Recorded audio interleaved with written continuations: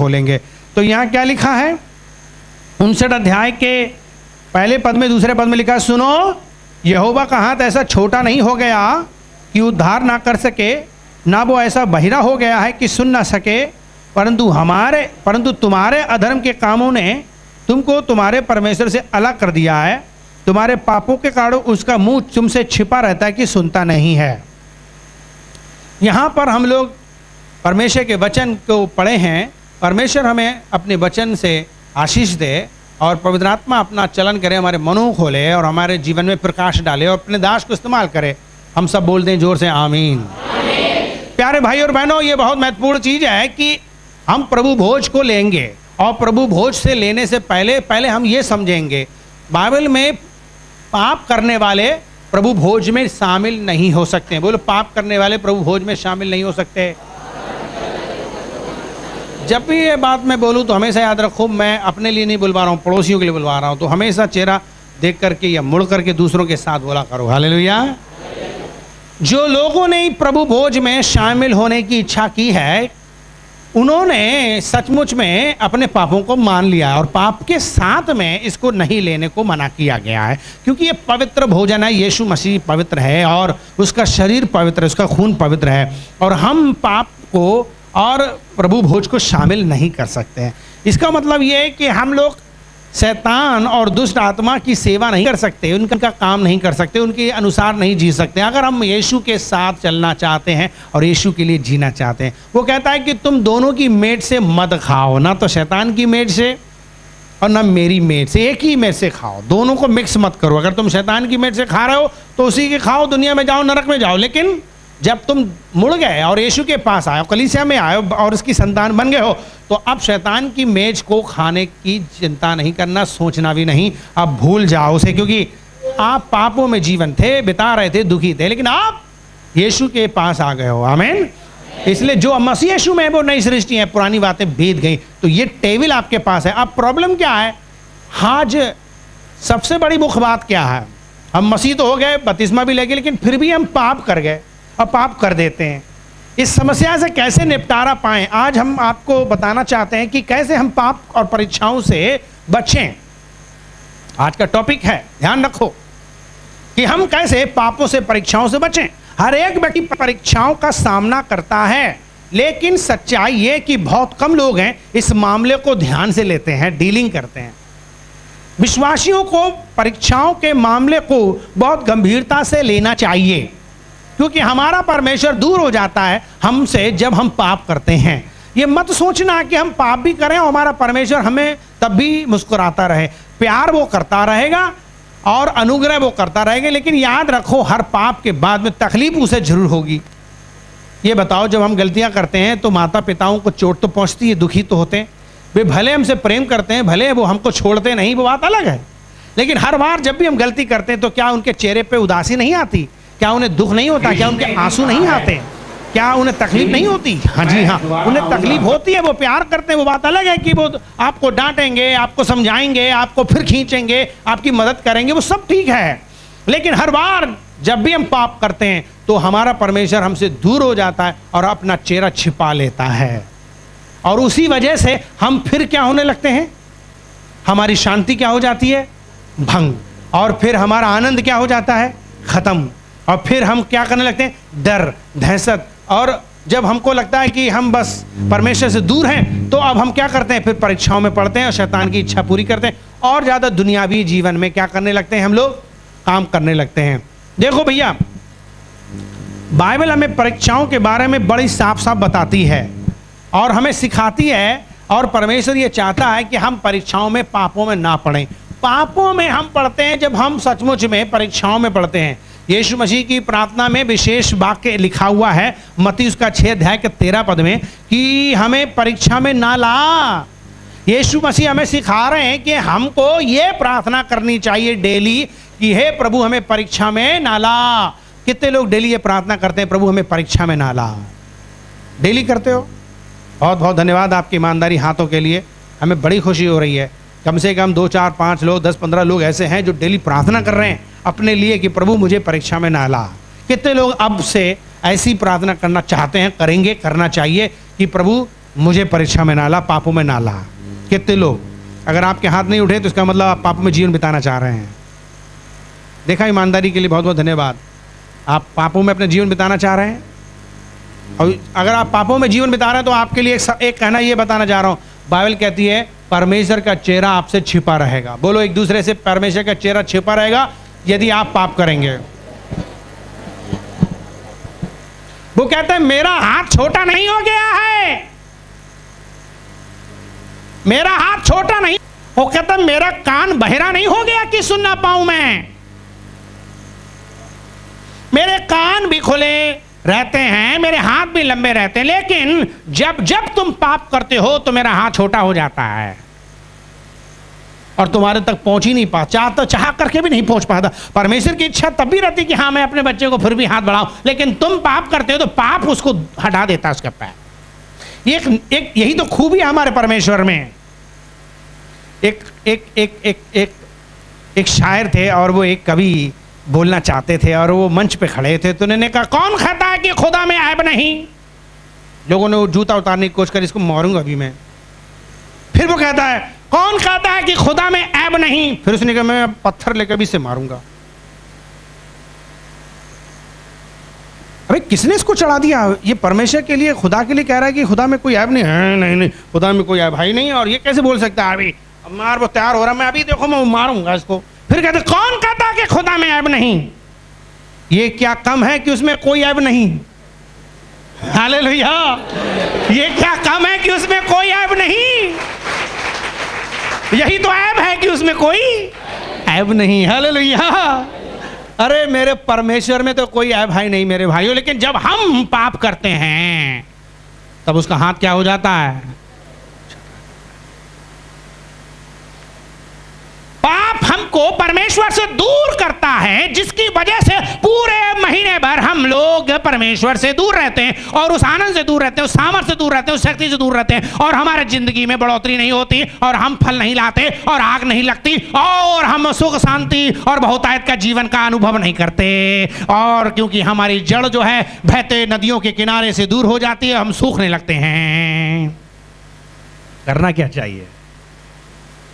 क्या होना चाहिए? जब हमने यीशु मसीह को मान लिया, यीशु के पीछे चल पड़े, तो अब हम दुनियादारी पीछे नहीं देखेंगे, मुड़ के नहीं देखेंगे। अब हमने पा लिया है निशाना, अब हम उस निशाने की ओर दौड़ते चले जाएंगे, पीछे नहीं मुड़ेंगे।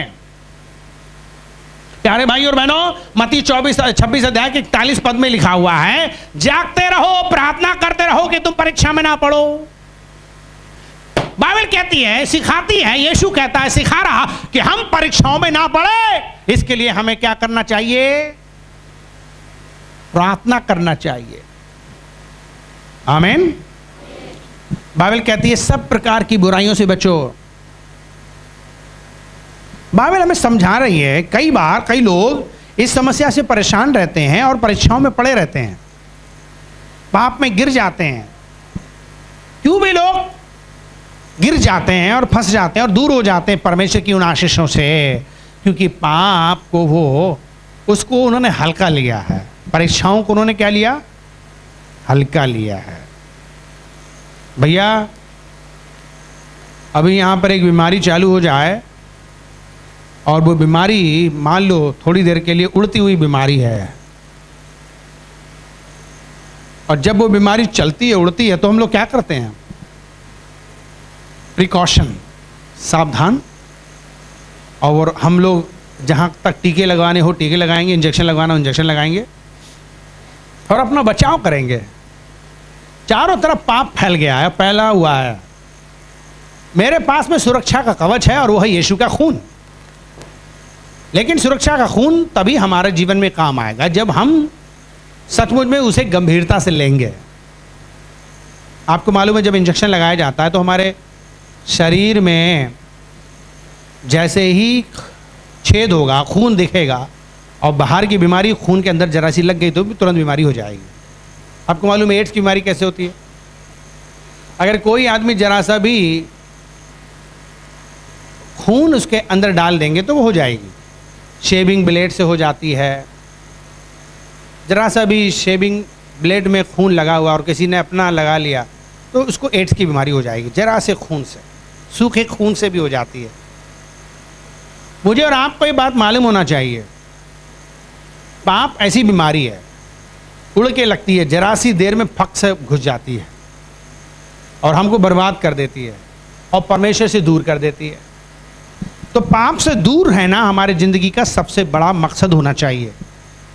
विश्वासियों के लिए, हम विश्वासी क्यों बने बताओ, हम मसीह क्यों बने बताओ, हम प्रभु के बच्चे क्यों बने बताओ? हमारे पाप मिट गए और हम पाप से दूर हो गए, इसलिए बन गए। तो मेन समस्या क्या है हमारी मेन समस्या क्या थी? पाप से, परमेश्वर से हम क्या थे? दूर थे। अब मसीह ने हमें अपने पास बुला लिया और हमारे पाप क्षमा कर दिए। तो क्या विश्वासियों हम सब लोग अब फिर पाप करते रहें? नहीं, हमारा सबसे बड़ा काम क्या है? हम पापों से दूर रहें और पवित्र रहें, क्योंकि हमारा परमेश्वर कौन है? पवित्र है। हालेलुया। हमारे परमेश्वर पवित्र, उसमें कोई पाप नहीं है, इसलिए वो चाहता है उसके बच्चे भी कैसे हो। तो सबसे बड़ी पवित्र आत्मा की ताकत तभी आती है जब हम पापों से दूर रहते हैं। हमारी कलीसिया तभी विकसित होती है जब हम पापों से दूर होते हैं। हम लोग तभी बढ़ते हैं जब हम पापों से दूर होते हैं। तो पाप सबसे बड़ी खतरनाक चीज है हमारे जीवन में, और उससे क्या होता है? परमेश्वर का हाथ छोटा हो जाता है और उसका चेहरा क्या हो जाता है? छिप जाता है। क्या आप चाहेंगे परमेश्वर आपके प्रति आपका अपना चेहरा छिपा ले? नहीं, आप तो नहीं चाहेंगे। क्या आप चाहेंगे कि उसका हाथ छोटा हो जाए आपके प्रति? नहीं। तो करना क्या चाहिए हमें और आपको? पापों से दूर होना चाहिए। हालेलुया। नाउ मैं 3 बातें बताऊंगा कि कैसे हम परीक्षाओं से दूर हों। नंबर चीज है कि हम तैयार हों। बोलो एक दूसरे से तैयार हो।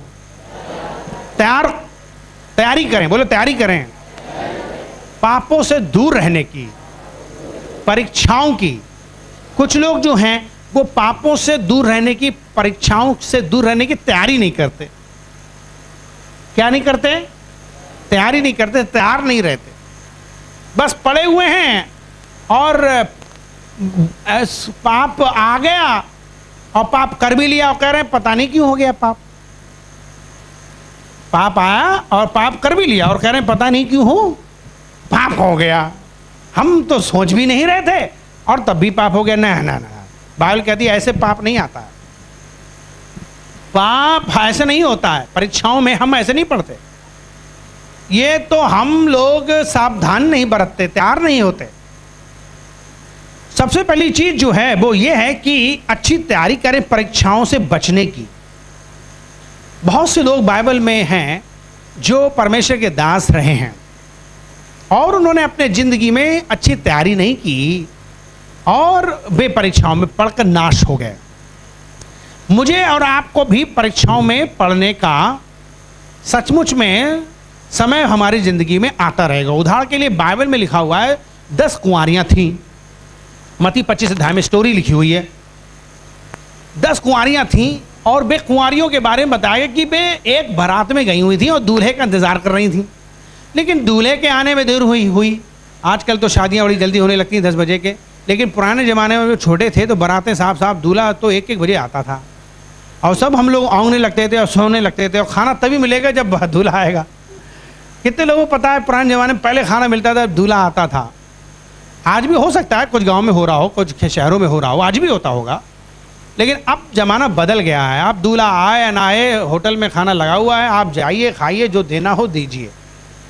अभी सिस्टम दूसरा हो गया है। और मसीह शादियां तो अभी भी ऐसी नहीं हैं। मसीह शादियां अभी भी इज्जत के साथ हो रही हैं। आपकी पहले शादी होगी, फिर केक कटेगा, फिर उसके बाद में खाना सबको दिया जाएगा और ये एक अच्छा तरीका है। उस ज़माने में भी ऐसे ही हुआ और दूल्हा आया बहुत देर से और 10 कुंवारियाँ थीं और 10 कुंवारियों की स्टोरी आपने सुनी होगी, नहीं सुनी होगी तो सुन लीजिए और घर में जाके भी 25 अध्याय पढ़ लीजिए। और मैं आपको थोड़ी सी बताऊंगा, समझाऊंगा ज़्यादा। और कहानी ये है कि 5 उनमें से बुद्धिमान थीं और 5 उनमें से मूर्ख थीं। ये कैसे पता चलेगा मूर्ख और बुद्धिमान? क्या लिखा हुआ होता है या उनके चेहरे ऐसे होते हैं, उनके बाल ऐसे होते हैं, उनके कपड़े ऐसे होते हैं? अभी 10 कुंवारियाँ खड़ी कर दी जाएं और हम उनसे कहेंगे जरा पहचानो उनके अंदर से 5 मूर्ख कौन है, 5 स्त्रियाँ और बुद्धिमान कौन है।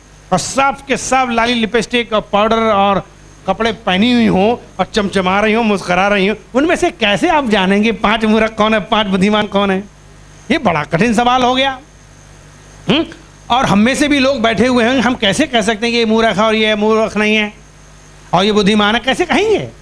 बड़ी पते की बात बता देता हूं, कैसे पता चलेगा। देखो भाई, 5 बुद्धिमान और 5 मूर्ख तब कहलाई गई जब दूल्हा आने वाला था और लगभग आ ही गया था, और जब तड़म तड़म की झयम झयम आवाज आई, जब उन्होंने बैंड की आवाज सुनी, तब क्या हुआ?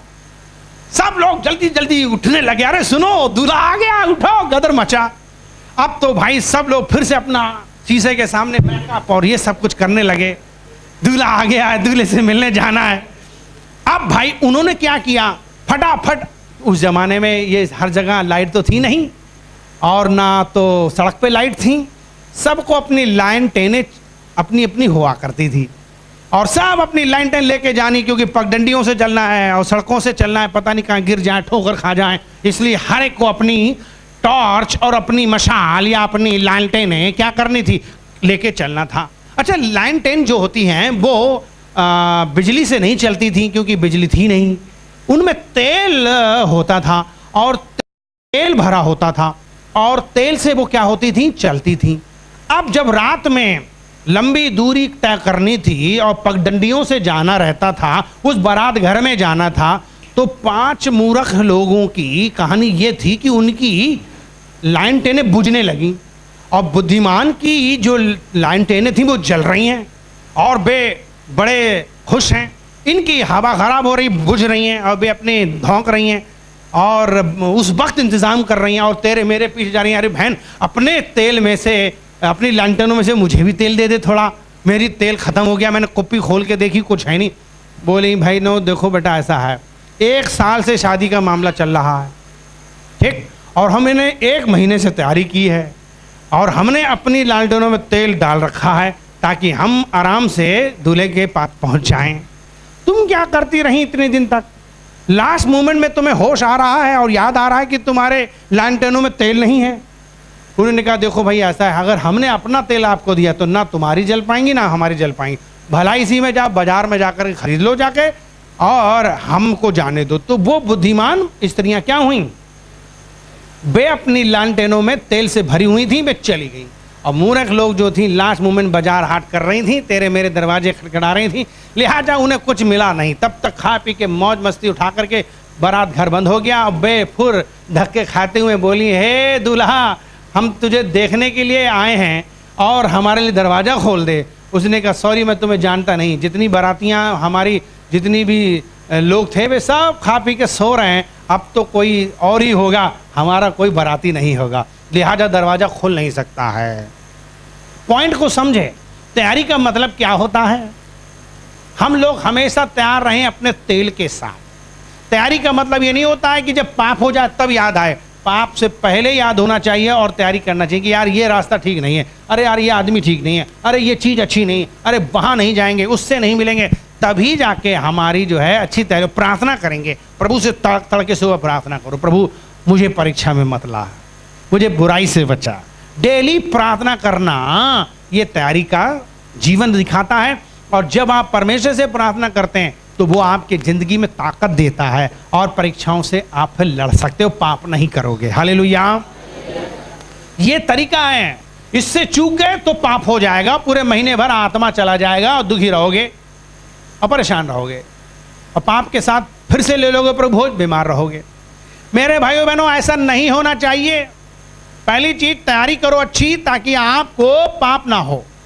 याद रखो चारों तरफ पाप है, शैतान है और पाप की परीक्षाएं होंगी, लेकिन मुझे और आपको तैयारी करनी है। प्रार्थना बहुत जरूरी है। परमेश्वर देगा मुझे वो जीवन का जल, मुझे वो देगा जीवन की रोटी, वो मुझे देगा जीवन का तेल, वो ही मेरी गाड़ी चलाएगा। इसलिए मुझे डेली उसके चरणों में बैठना, बाइबल प्रार्थना करके साथ और इससे पुकारना रहे, तब वो मुझे बचाएगा। तो तैयारी सबसे पहली क्या है? प्रार्थना के द्वारा, प्रभु की उपस्थिति के द्वारा करो, जिससे मेरी कुप्पियों में क्या रहे? तेल। जब दूल्हा आए तो मैं रेडी रहूं और उसके साथ जाऊं। यीशु आने वाले हैं। अगर हम पापों में जीवन बिताएंगे तो छोड़ दिए जाएंगे, पापों से बचे रहेंगे तो उठा लिए जाएंगे, और उसके लिए मुझे अपने जीवन में बहुत पावरफुल होना है। दूसरी चीज क्या है? सावधान रहना। पहली चीज क्या है? तैयार रहो। बोले तैयारी दिखानी चाहिए हमें और आपको। सब शैतान की चालाकी को समझें। शैतान की चालाकी से हमें क्या होना चाहिए? हमें जानकारी होनी चाहिए शैतान की चालाकी से। आमीन। और हमें उसके इशारे को समझना चाहिए, हम उससे भागें। कबूतर एक गांव में, एक जंगल में, आप लोगों ने एक मेरी स्टोरी सुनी होगी, और वो ये थी कि जंगल में कबूतर का पकड़ने वाला शिकारी आता था और वो कबूतर पकड़ता था। कबूतर धीरे धीरे क्या हो गए? कम हो गए। उनकी बैठक हुई, इनकी मीटिंग हुई, और उस मीटिंग में ये तय हुआ कि भाई देखो, भाई कबूतर हमारे जंगल से गायब हो रहे हैं, शिकारी आता है, पता नहीं चलता कब कैसे हो जाता है, और हम लोगों की संख्या कम हो रही है, इस तरीके से नामो निशान मिट जाएगा। तो उन्होंने कहा भाइयों बात तो सही है, अब ये बताओ करें क्या? तो उन्होंने कहा कि भाई देखो, सावधान रहो। क्या करो? सावधान हो जाओ। क्या सावधानी हमें बरतनी होगी? हमें सावधानी ये बरतनी होगी कि हमें थोड़ा इतलाक कर दिया करो। इतलाक का मतलब क्या है? थोड़ा हमें खबर दे दिया करो, हमें होशियार कर दो, एक दूसरे को बता दिया करो, ताकि हम लोग होशियार हो जाएं और सावधान हो जाएं, और फिर भैया हम लोग बच जाएं। तो उन्होंने कहा यार क्या से होगा? उन्होंने कहा एक ऐसा करो, एक आदमी इशारा कर दिया करो, सब लोग वो एक दूसरे को पास कर देंगे। तो उन्होंने कहा ठीक है, एक गाना गाते हैं। तो उन्होंने गाना गाया, शिकारी आएगा, जाल बिछाएगा, दाना डालेगा, देखो फंसना नहीं, देखो फंसना नहीं। बोले हाँ यार ये गाना बहुत बढ़िया है, ये बहुत बढ़िया, चलो भाई चलो गाना गाओ सब लोग। बिछाएगा, दाना डालेगा, देखो फंसना नहीं, देखो फंसना नहीं। अब हुआ क्या? शिकारी आया। अब कबूतरों ने देखा अरे वाह शिकारी आ रहा है, तो उन्होंने गाना गाना चालू कर दिया। शिकारी आएगा और सब गाना गा रहा है, शिकारी आएगा, जाल बिछाएगा, दाना डालेगा, देखो फंसना नहीं। अब फिर शिकारी ने क्या किया? जाल बिछाया भी और शिकारी ने दाना भी डाला, और कबूतर मुंह में पानी आ रहा है। यार क्या बताएं क्या है? थोड़ा देर थोड़ा पास में आ जाते और कह रहे सुनो सुनो सुनो सुनो, शिकारी आएगा, जाल बिछाएगा, दाना डालेगा, देखो फंसना नहीं। और फिर उसकी बात कर रहे हैं और पास में जा रहे हैं। हाँ शिकारी आएगा, याद है याद है, हाँ हाँ शिकारी, देखो शिकारी, और सब गाना गा रहा है, शिकारी आएगा, जाल बिछा के दाना डालेगा, देखो फंसना नहीं। ठीक। और धीरे धीरे वो नीचे भी उतर आए जहां जाल लगा था, और कह रहे हैं शिकारी आएगा, जाल बिछाएगा, दाना डालेगा, देखो फंस नहीं। और फिर उसके बाद इधर मुंह भी हो गया, और फिर दाना खा भी रहे हैं, और खाते खाते और शिकारी आएगा और दाना डालेगा, हाँ हाँ देखो फंसना नहीं, देखो फंसना नहीं। और फिर फंस भी गए। और कबूतर का जो शिकारी वो लेके भी जा रहा है साइकिल से, और तब भी कहना देखो शिकारी आएगा, जाल बिछाएगा, दाना डालेगा, फंसना नहीं। खाते खाते उन्हें पता है कि पाप नहीं करना चाहिए, लेकिन तब भी पाप करेंगे और खाएंगे भी। कौन है हम लोग? क्या कबूतरों में और हम में फर्क करना चाहिए? परमेश्वर ने हमें बहुत अच्छा बनाया है। याद रखो, सावधानी बरतो। अगर हम सावधानी नहीं बरतेंगे, दूर नहीं रहेंगे, तो हम फंस जाएंगे। हमें दूर होना चाहिए, हमें पाप से दूर होना चाहिए। बाइबल कहती है तीसरी चीज, सामना करो। शैतान का डट के क्या करो? सामना करो। यीशु मसीह ने सामना किया, उसकी परीक्षा हुई, लेकिन यीशु मसीह ने उसके मुंह उसको तोड़ जवाब दिया और उसे अंत में कही डाला, शैतान मेरे पास से दूर हो जा। और बाइबल कहती है शैतान उसके पास से, परीक्षाएं आएंगी, शैतान आएगा, लेकिन मुझे और आपको क्या करना है? सामना करना है। लेकिन एक बात याद रखो, अगर पंचर हो, ढीले हो, कमजोर हो, वो चाटा मारेगा, परंतु अगर हम पावरफुल हैं तो हम उसके चाटा मारेंगे। मुझे और आपको प्रार्थना में, प्रभु में, सामर्थ में, पवित्र आत्मा में होना चाहिए, दुआ करनी चाहिए, आपको परमेश्वर से हेल्प लेनी चाहिए। पवित्र आत्मा हमारे लिए उपलब्ध है, और बाइबल कहती है कि सचमुच में वो हमारी सहायता कर सकता है। पहले हम खुद मजबूत हों, शैतान से लड़ने से पहले परमेश्वर के अधीन होकर के, प्रार्थना में होकर के परमेश्वर हमें सहायता प्रदान करेगा। पहला पत्रस 5 अध्याय 6, 7, 8 पद में लिखा है कि अगर हम दीन होते हैं और परमेश्वर के निकट आते हैं तो वो हमें पावर देगा और हम शैतान से विजय पाएंगे। और फिर याकूब 4 अध्याय के 7 पद में लिखा है, शैतान का सामना करो तो भाग जाएगा। पहला थिस्सलुनीकी 5 अध्याय के 22 पद में लिखा है, सब प्रकार की बुराइयों से दूर रहो। पहला यूहन्ना उसके 1 अध्याय के 7 पद में लिखा है, यदि 9 पद में, यदि हम अपने पापों को मान लेंगे तो वो हमारे पापों को क्षमा कर देगा और हमें शुद्ध करेगा। कोई बात नहीं, इस महीने में आपसे जो गलतियां हो गई, पाप हो गए, हमारे परमेश्वर के पास इंतजाम है आज भी। अगर हम पाप मान लेंगे और क्षमा मांग लेंगे, छोड़ देंगे। कितने लोग अपनी गलतियों को मान करके, छोड़ करके आगे को एक अच्छी जिंदगी बिताना चाहते हैं और पवित्र होकर के प्रभु भोज में शामिल होना चाहते हैं।